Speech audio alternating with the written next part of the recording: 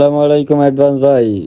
আমি SRBD gaming বলতেছিলাম ভাই। আপনি এখন একটু লাশ ভরসা ভাই। আমরা কিন্তু এখন মনে করেন যে এখন বলতে যে 4 দিন পরে কিন্তু আমরা ভাই, তো আমাদের টার্গেট ছিল যে এই দুইটা স্কোয়াড ডিস খেলে ভাই আমরা দুইটা স্কোয়াড উঠে যাবো, বুঝছেন তো? লিগ্যাল প্রুফ এই দুইটারই তো ডিআরএক্স বলে আজকে শুনলাম 4 দিনটা কনফার্ম হয়েছে আপনার ডিআরএক্স রা ডিস খেয়েছে, বাট আইএনএফ দের বিরুদ্ধে কোনো অ্যাকশন নেওয়া হয় নাই। ওরা একে তো মনে করেন ব্যান্ড প্লেয়ার নিয়ে খেলছে। ব্যান্ড প্লেয়ার বাদ দিলেও কিন্তু ভাই আপনার ভিডিওতে বলছেন আপনার কাছে ক্লিপ আছে যে ওরা আরো ম্যাচ মেকিং করছে, আর আপনি যে ওদের ভিডিও থেকে দিলেন যে ওরা ম্যাচ মেকিং করছে, ওদের ওইটা ব্যান করা হয় নাই। মানে ওদের ব্যান না করে ডিআরএক্স একটা ওই যে নরমাল টিম ছিল দেখে ওদের ব্যান করে 4 দিনটা উঠতে গেল। তো এখন আইএনএফ রা মনে করেন যে ব্যান খেলে আমরা উঠতে যাই, আমরা এখন বর্তমানে 31 নাম্বারে আছি। ওদের বিরুদ্ধে মনে করেন যে ফুল লিগ্যাল প্রুফ, এডি বানাই না কোনো প্রুফ নাই ভাই। এখন এই বিষয়টা নিয়ে তো এখন আর বর্তমানে কেউ কথা বলবে না। যদি ভাই এখন এই ব্যাপারটা দেখতেন যে আইএনএফ এর ব্যাপারটা, আমরা এখন বর্তমানে 32 নাম্বারে আছে। আমাদের স্কোয়াডের নাম হলো মিনি ব্লাস্টার, বুঝছেন? আমাদের সব ক্লিপই আমাদের মনে করেন যে কালেক্ট করা আছে, বা আমরা এমনি রেকর্ডিং করি। আমরা যেহেতু মনে করেন যে ইউটিউবিং করি, সেক্ষেত্রে রেকর্ডিং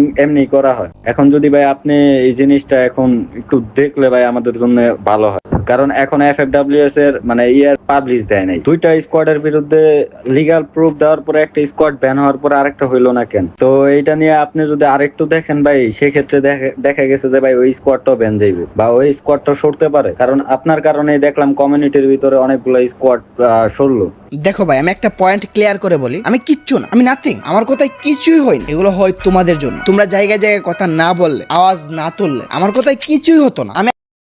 আমার কথায় গার্নার একটা চুলও বাঁকা হবে না যদি তোমরা কথা না বলো, সাধারণ পাবলিকরা কথা না বলে। আমিও একজন সাধারণ পাবলিক হিসেবে প্রশ্ন করি, তোমরাও সাধারণ পাবলিক হিসেবে প্রশ্ন করো, আওয়াজ তোলো, তখনই দেখবা অ্যাকশন নিতে বাধ্য। তবে আমি আর এই টপিকে কত ভিডিও বানাবো বলো, কত ভিডিও বানাবো আর কত আওয়াজ তুলবো? সমাধান কিছু হচ্ছে তো কিছু হচ্ছে না। কিছু হচ্ছে দেখে ভালো লাগতেছে যেমন, আবার কিছু হচ্ছে না দেখে মনে প্রশ্নও জাগতেছে। এগুলো পুরোপুরি সমাধান না হলে মানুষ আমাকে পাগল বললো আমার কিচ্ছু যায় আসে না। আমাকে কথা বলতেই হবে। আমি কথা না বললে ভেতরে ভেতরে যে এত কিছু চলে তোমরা কি জানতা? এখন সবাই আমার কাছে এগুলো দিচ্ছে কেন? আমরা সবাই মিলে আনফেয়ারের বিরুদ্ধে আওয়াজ তুলতেছি এই জন্য। আমি আসলে কিচ্ছুই না। সাধারণ প্লেয়ার বা সাধারণ জনগণ হচ্ছে শক্তি। কমেন্টে কমেন্টে যে প্রশ্ন করো, এটাই আসল সমাধানের কারণ। এটা তোমাদের অব্যাহত রাখতে হবে। যদি তোমরা ভাবো ফিউচারে তোমাদের অফিসিয়ালি সমস্যা করবে এসব অন্যায়ের বিরুদ্ধে আওয়াজ তুললে, তাহলে ফেক আইডেন্টিটি দিয়ে, ফেক আইডি দিয়ে করো। কিন্তু ভাই চুপ থাকলে সবসময় বঞ্চিত হয়ে যাবে। তুমি নিজেই জানবা না তুমি যে বঞ্চিত হচ্ছ। এই যে লিডার বোর্ডে যারা 100-র আশেপাশে ছিল, তারা কি কখনো ভাবছিল যে তারাই আসলে রিয়েল ফাইটার, তারাই আসলে রিয়েল ট্যালেন্ট?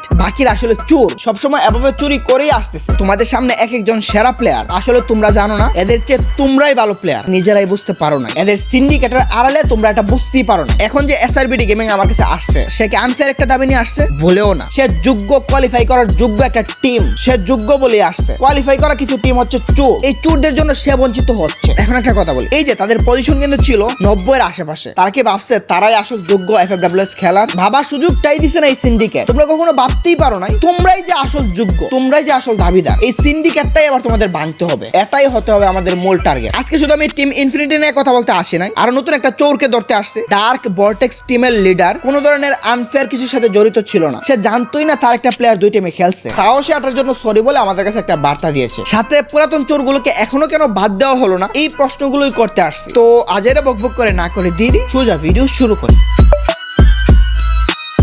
দ্বিতীয় পার্টের জন্য কমেন্ট করো। ওকে, তাহলে আনবো।